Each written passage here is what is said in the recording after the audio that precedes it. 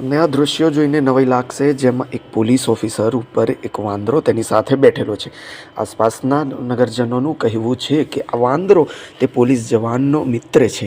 જી હા, ઘટના સામે આવી છે ઉત્તર પ્રદેશના કાનપુરથી। ઉત્તર પ્રદેશના કાનપુરમાં પોલીસ કર્મચારી અને કપિરાજની અનોખી મિત્રતા સામે આવી છે, જેમાં પોલીસ કર્મચારી સાથે આ કપિરાજ મસ્તી કરતા જોવા મળી રહ્યા છે।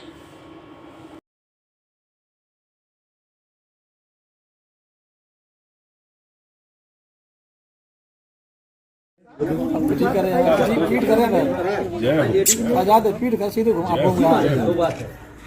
ले वो कुत्ता के देखो सही भाग जा ले कितनी पहचान होगी हिसाब से देखो देखो देखो थोड़ा मत ला देना मुझे अब खाम मत भाई अरे खाम मत अब दे दे मुझे ला